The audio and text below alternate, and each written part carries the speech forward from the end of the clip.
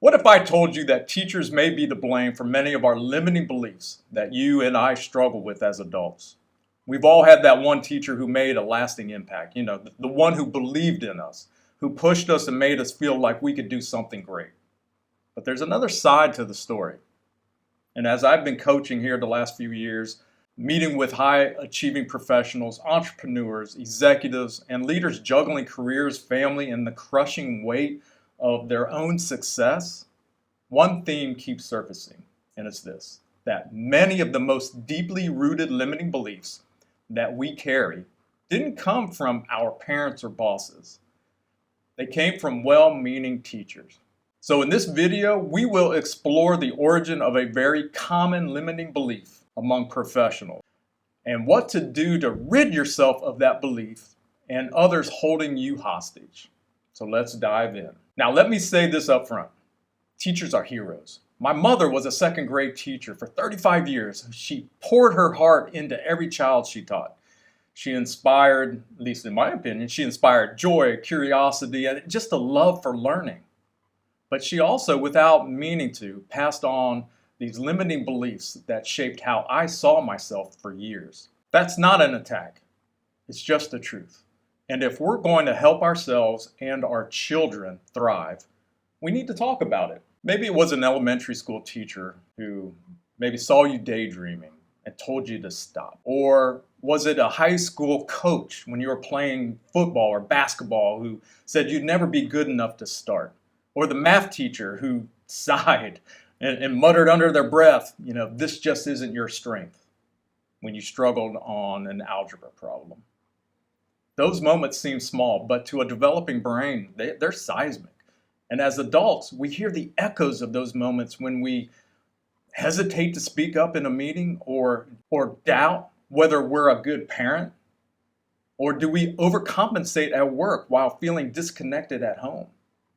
And sometimes maybe we feel like an imposter despite years of experience. This isn't about blaming teachers. The truth is, most of them are also dealing with their own limiting beliefs too. Crowded classrooms and the unfunded systems and the low pay that they get. Oh my God. And they also get a lot of pressure from parents and just the lack of support. And when we're stretched thin and when we're stressed, we default to a belief system that we inherited. And so the cycle continues. So why does this matter to you? Well, let me speak to you directly, you high-achieving professional listening to this right now. I imagine you're doing everything you can to build a successful career and show up for your family. But maybe you feel like you're failing on both fronts. You're working long hours, you're checking all the boxes, and yet something's missing. You're tired, distracted, and carrying a mental load that feels impossible to let go of. I know this because that was me. And the real culprit, it was limiting beliefs. These limiting beliefs that are running silently in the back of our minds, right? In the back of your mind. Beliefs like, if I slow down, everything will fall apart. Or, I have to prove I'm worth it. I use this one a lot. I can't ask for help. I should know this already. Or, I'm not patient enough to be a great parent. Or maybe balance is for people who aren't trying to achieve big things.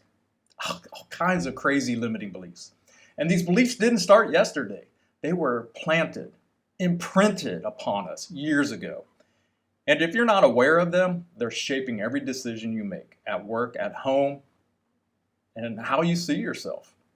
One of the most painful moments in coaching is when a client realizes they're unintentionally passing down limiting beliefs onto their own children. I see it a lot. Not because they're bad parents. It's because they're overwhelmed and running on autopilot and carrying inherited scripts from their parents and society. Just like teachers, we pass along what we haven't yet examined. And here is a positive note for you. You can break that cycle. All you need to do is really your own inner work by becoming conscious of the beliefs you carry and by choosing to rewrite the script. You can give your kids the freedom to write their own. And that's where real generational change begins. So what can we do? Here are 10 empowering practices for parents, teachers, and professionals. So whether you're leading a classroom or a team or even a household, here are 10 strategies to create an environment that cultivates an empowering belief system. Number 1, model self-awareness and talk openly about mistakes and growth and the power of mindset shifts. Show that learning is lifelong. Number 2, just praise effort, not identity. Avoid labeling children or employees as smart or gifted. Instead, praise resilience and the effort and curiosity. Then number 3, challenge the I can't narrative. And when someone says I can't, just respond with you can't yet. And then what's one small step? Ask them, what's one small step that you can try? Number 4, try this. Normalize asking for help. Asking for help is a sign of strength, not weakness. The more we model that, the more permission we give others to do the same. And then number 5, speak with possibility. Use languages that expands the horizon, right? What if? Imagine if. Have you considered? How might we blank? Fill in those blanks. Basically, by doing that, you're planting seeds of hope. Then number 6, regulate before reacting, all right? Whether you're dealing with a tantrum at home or tension in a meeting, take a beat, respond, don't react. Sometimes it's good to take a breath before responding, but do not react. Then number 7, address limiting language head on, right? When someone says, I'm just not good at this, ask, who told you that? When did you start believing it? Dig deep. You'll uncover their limiting belief. And number 8, practice presence over perfection. Being truly present for 15 minutes beats being distracted for hours. Your presence teaches value.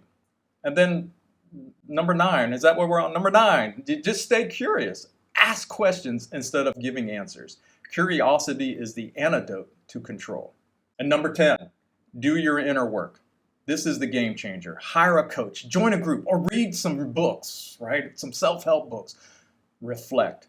If you want to raise or lead empowered humans, you must become the first one. So the final thought is teachers aren't the problem, silence is. We can't control the messages our kids receive, but we can control what we model. We can challenge and we can heal. So if you're a high-performing professional who's tired of running on empty, just know it's time to get curious about the beliefs running your life. And if you're ready to explore what those beliefs are and finally release them, drop a comment. Put in something like belief breakthrough, and I'll send you a link to a free resource that we are just now developing, should be done, that will help you uncover the silent scripts shaping your career and your parenting and your peace of mind. So let's stop passing down burnout and start modeling belief. As always, be sure to check us out at our website, www.mindflowcycle.com. And thanks for subscribing, and we'll see you here on the next episode. Take care.